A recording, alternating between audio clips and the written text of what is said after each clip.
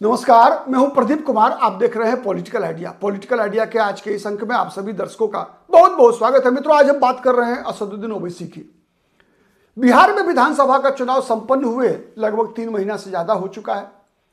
पिछले महीने महाराष्ट्र में स्थानीय निकाय के चुनाव हुए और इन दोनों चुनाव परिणाम जिस प्रकार के निकल कर आए, उससे एक चीज तो स्पष्ट होती हुई दिख रही है कि देश के अंदर कई ऐसे राजनीतिक दल हैं जिनके नाक में दम असदुद्दीन ओवैसी ने कर दिया है। जैसे पश्चिम बंगाल में ममता बनर्जी परेशान है। आज इसलिए परेशान है कि असदुद्दीन ओवैसी अकेले हैं, इसलिए नहीं, बल्कि कई ऐसी ताकतें हैं पश्चिम बंगाल में, कई ऐसे राजनीतिक दल हैं जो असदुद्दीन ओवैसी से गठबंधन करके पश्चिम बंगाल में ममता बनर्जी का खेल खराब करने के चक्कर में है। वही हाल असम में है। असम में लगातार बदरुद्दीन अजमल पीछे पड़े हैं ओवैसी के कि आप आइए हमारे साथ गठबंधन कीजिए, तब हमारी ताकत बढ़ जाएगी। वैसे ही उत्तर प्रदेश में चंद्रशेखर रावण की पार्टी है। बसपा भी कहीं ना कहीं फीलर्स दे रही है कि वो भी गठबंधन करना चाहती है असदुद्दीन ओवैसी की पार्टी के साथ। ठीक है, तो क्यों ऐसी परिस्थिति पैदा हुई और क्या संभावनाएं हैं, तो आज हम इस वीडियो में बात करते हैं। मित्रों, शुरुआत करते हैं बिहार में विधानसभा चुनाव के परिणाम से। क्या हुआ 2025 के बिहार विधानसभा चुनाव में? 2025 के बिहार विधानसभा चुनाव में एक बार फिर से असदुद्दीन ओवैसी ने उन 5 सीटों पर जीत हासिल की जिन सीटों पर 2020 में उनके विधायक जीते थे, और उनमें से 4 जीतने के बाद आरजेडी में शामिल हो गए थे। उन्हीं सीटों पर आरजेडी के उम्मीदवार को हराकर एआईएमआईएम ने अपने दूसरे उम्मीदवारों को चुनाव जितवा लिया।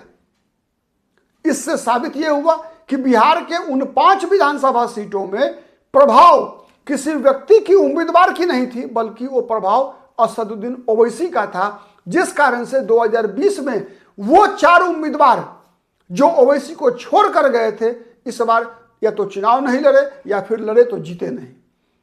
ओवैसी ने जिसे टिकट दिया वही चुनाव जीतने में कामयाब हुआ। उसके बाद महाराष्ट्र में जब स्थानीय निकाय के चुनाव हुए, उसमें एआईएमआईएम ने पिछले बार के अपने प्रदर्शन को 2.5 गुना बेहतर किया और मुंबई में भी 8 नगर पार्षद एआईएमआईएम के जीतने में कामयाब रहे। पहले जिन वोटों पर अखिलेश यादव की पार्टी, समाजवादी पार्टी के अबू हसन आजमी का कब्जा हुआ करता था, उन वोटों पे अब कह सकते हैं आप कि ओवैसी का कब्जा है। मुंबई में ही चुनाव प्रचार के दौरान जब ओवैसी ने कहा था कि एक समय आएगा जब देश में कोई बुर्का वाले की बेटी प्रधानमंत्री बनेगी, तो वो मालेगांव में साबित हुआ। ठीक है, वहां मालेगांव में इस्लाम पार्टी के उम्मीदवार वहां पर मेयर बनने में कामयाब हुई है। ओवैसी की पार्टी के उम्मीदवार मेयर नहीं बना है वहां पर, नसरीन बानो शेख। लेकिन जो बातें ओवैसी ने कही वो बातें सच साबित हुई। मतलब ओवैसी की बातों पे भरोसा मुस्लिम समाज का बढ़ा, इसीलिए तो ओवैसी हॉटकेक बने। तो बिहार विधानसभा चुनाव के जो परिणाम निकल कर आए, उसके बाद चूंकि वो इलाका कौन सा है जहां 5 उम्मीदवार जीते हैं, वो इलाका है मित्रों वो जो बंगाल से सटा हुआ है। बिहार का वो इलाका जहां ओवैसी की पार्टी के 5 उम्मीदवार चुनाव जीत कर आए, वो इलाका है सीमांचल का, पूर्णिया, अररिया, किशनगंज। और वो इलाका अररिया, पूर्णिया, कटिहार, किशनगंज का जो इलाका है वो बंगाल बॉर्डर से सटा हुआ है। अब उसका प्रभाव बंगाल पर पड़ना तय है। इसी कारण से बंगाल में नई पार्टी बनी, जनता उन्नयन पार्टी, हुमायूं कबीर की पार्टी। कोई बड़े नेता नहीं है पश्चिम बंगाल में, लेकिन है तो बंगाली। और पश्चिम बंगाल में स्थानीय अस्मिता एक बड़ा मुद्दा रहा है, बंगाली अस्मिता एक बड़ा मुद्दा रहा है। आपको याद कीजिए, ममता बनर्जी लगातार इसी विषय को मुद्दा बनाती है कि बाहरी कोई व्यक्ति आके पश्चिम बंगाल में कैसे राजनीति करेगा, पश्चिम बंगाल में राजनीति पश्चिम बंगाल के लोग ही करेंगे, ये नैरेटिव बनाती है ममता बनर्जी। वही ओवैसी जो कि हैदराबाद के रहने वाले हैं, उनको बुलाने के लिए हुमायूं कबीर हैदराबाद तक दौड़ मारते हैं, हैदराबाद का दौरा करते हैं कि किसी तरीके से हुमायूं कबीर का गठबंधन ओवैसी के साथ हो जाए। उन्हीं के संपर्क में है आईएसएफ के नेता नौशाद सिद्दीकी। वो भी चाहते हैं कि एक ऐसा गठबंधन बने साथ में जिसमें ओवैसी भी हो, क्योंकि उनको पता है कि सबसे बड़ा वोट पुलर और क्राउड पुलर अगर कोई है तो असदुद्दीन ओवैसी है। आज के दिन में मुस्लिम वोटरों के बीच जो सबसे बड़ा वोट पुलर बनकर उभर रहा है, वो चेहरा उभर रहा है ओवैसी का। तो बिहार में देखा हमने क्या हुआ, बिहार में 15 विधानसभा सीटें प्रभावित हुई ओवैसी की पार्टी के कारण, और उससे ज्यादा प्रभावित तो पूरा 243 हुआ। जो माहौल तेजस्वी यादव का खराब हुआ, ओवैसी का फैक्टर एक बड़ा फैक्टर था जिसका असर 242 विधानसभा सीटों पर पड़ा। वो सवाल था ओवैसी का कि वोट हमारा, राज तुम्हारा कैसे चलेगा। मुसलमान बिहार में 18%, 17%, और विधानसभा चुनाव में टिकट मिला उनको कितना, 18, मतलब कितना परसेंट, 18% बिहार में मुसलमान आबादी को 12% टिकट दिया तेजस्वी यादव ने। वही यादव जाति के 14% मतदाता हैं, आबादी है यादवों की 14%, और उनको 144 में 50+ टिकट, मतलब 35-36% टिकट। तो ओवैसी ने सवाल उठाया कि आपकी पार्टी का समीकरण क्या है, MY मुसलमान पहले यादव बाद में, मुख्यमंत्री बनेगा यादव, तो क्या मुसलमान विधानसभा भी नहीं पहुंचेगा, मतलब मुसलमानों को 18 टिकट, यादवों को 50 टिकट क्यों, मतलब क्या मुसलमान यादव को मुख्यमंत्री बनाने के लिए दरी बिछाएगा, या सहनी 3% मल्लाह जाति के बिहार में उसका डिप्टी सीएम बना रहे हैं आप। तो ये सवाल जो ओवैसी ने उठाया उसका लाभ ओवैसी को जितना ही मिला, 5 ही सीट पे मिला, ठीक है, लेकिन तेजस्वी का खेल जो है 242 पे खराब हुआ। 242 पर एक दरार ओवैसी डालने में कामयाब रहा मुसलमान और यादवों के बीच, और उसका असर क्या हुआ देखा आपने, तेजस्वी यादव 25 सीट पे सिमट गए। बंगाल में भी मामला वही है। बंगाल में मुसलमानों की आबादी मानी जाती है 30%। आप विधायकों की आंकड़ा निकाल कर देख लीजिए, आप लोकसभा सदस्यों के आंकड़ा निकाल कर देख लीजिए। यही सवाल डरा रहा है ममता बनर्जी को, और यही सवाल ऐसा सवाल है जिसका लाभ मिलने की उम्मीद में हुमायूं कबीर ने अपनी पार्टी बनाई कि मुसलमान के वोट से ममता बनर्जी क्यों बनेंगी सीएम, मुसलमान कोई क्यों नहीं सीएम और डिप्टी सीएम बनेगा बंगाल में।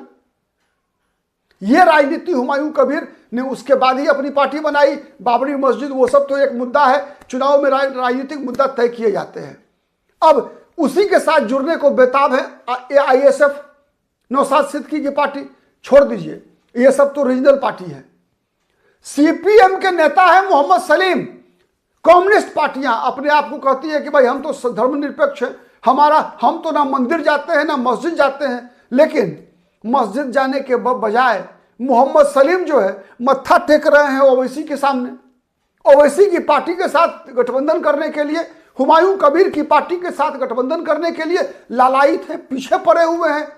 सीपीएम, आप अनुमान लगा लीजिए,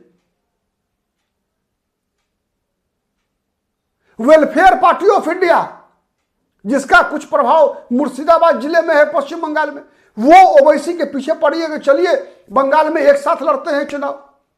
और सेम पोजीशन कहां है, असम में। असम में भी चाहे वो वेलफेयर पार्टी ऑफ इंडिया हो, चाहे एसडीपीआई हो, चाहे बदरुद्दीन अजमल की पार्टी हो, सब के सब इंतजार कर रहे हैं ओवैसी की, कि ओवैसी की हरी झंडी मिले और गठबंधन में आए, ओवैसी के साथ चुनाव लड़ें, तो फिर हमारा भी यहां कल्याण हो। और सबसे ज्यादा उत्तर प्रदेश, सबसे ज्यादा बिहार विधानसभा चुनाव परिणाम और महाराष्ट्र का स्थानीय निकाय का चुनाव परिणाम जो 29 महानगर पालिका का हुआ है बीएमसी सहित, उससे सबसे बड़ी घबराहट अगर किसी को है तो अखिलेश यादव को है। उत्तर प्रदेश में कई ऐसी राजनीतिक ताकतें हैं जो ओवैसी को उत्तर प्रदेश में बुलाकर राजनीति करना चाहती हैं, गठबंधन करना चाहती हैं। अभी चूंकि चुनाव अगले साल है, अभी 12 महीने का समय है उत्तर प्रदेश में, इसीलिए पत्ते नहीं खुल रहे हैं। लेकिन इंटरनली कई ऐसी ताकतें हैं, चंद्रशेखर रावण है, बसपा है, कई ऐसी पार्टियां हैं, पल्लवी पटेल की पार्टी है, कई ऐसी पार्टियां हैं जो असदुद्दीन ओवैसी के साथ गठबंधन करके उत्तर प्रदेश का विधानसभा चुनाव लड़ने को आतुर है। अब इसका परिणाम क्या होगा? क्या बिहार वाला परिणाम होगा, महाराष्ट्र वाला परिणाम होगा? इंतजार रहेगा हमारा। और इसकी परीक्षा तो सबसे पहले पश्चिम बंगाल और असम के चुनाव में हो जाएगी कि ओवैसी फैक्टर कितना इंपॉर्टेंट है, क्या बिहार की तरह ही चुनाव को प्रभावित करने में सक्षम है या नहीं सक्षम है। कमेंट करके आप भी जवाब दीजिएगा कि आपको क्या लगता है, आप क्या सोचते हैं कि बिहार में जैसा प्रभाव पड़ा, बिहार में जो खेल खराब किया ओवैसी ने तेजस्वी यादव का, तो क्या ऐसा ही खेल खराब करेंगे ममता बनर्जी का? ऐसा ही खेल खराब करेंगे असम में गौरव गोगोई का? तो क्या बीजेपी विरोधी पार्टियां जो ये आरोप लगाती है ओवैसी पर कि ये बीजेपी की बी टीम है, बीजेपी के साथ साठगांठ है, उसके बारे में आप क्या सोचते हैं? कमेंट करके बताइएगा। हमारा प्रयास होता है न्यूट्रल जर्नलिज्म करें, न्यूट्रल बातें बताएं आपको। मतदाता को फैसला करना है, हमें जो दिखता है वो आपके सामने रखते हैं। कितना सही रखते हैं, कितना गलत रखते हैं, आप जज हैं, आप मालिक हैं। कमेंट करके बताइएगा, ठीक है। हमारा वीडियो पसंद आता है तो प्लीज लाइक कीजिए, शेयर कीजिए, जिससे कि अधिक से अधिक लोगों तक हमारी बातें पहुंच सके। और अब तक यदि पॉलिटिकल आइडिया को सब्सक्राइब नहीं किया है मित्रों, तो प्लीज सब्सक्राइब कर लीजिए। आज के लिए इतना ही, बहुत बहुत धन्यवाद।